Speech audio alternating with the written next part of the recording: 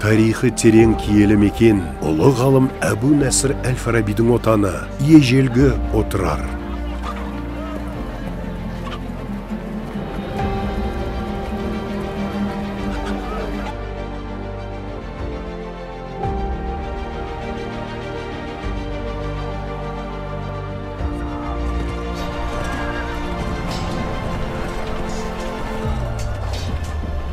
Отырар ауданы үлкен туристік әлеуетке ие және тарихи мәдени ескерткіштерге бай.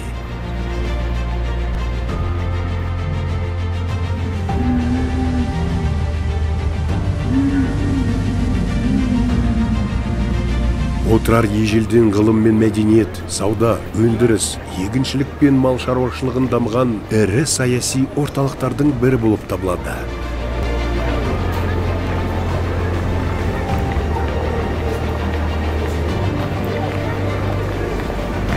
Ұлы жібек жолындағы сан алуан ландшафтардың әсем табиғи кешендермен тарихи көрікті жерлерін үйлескен жері.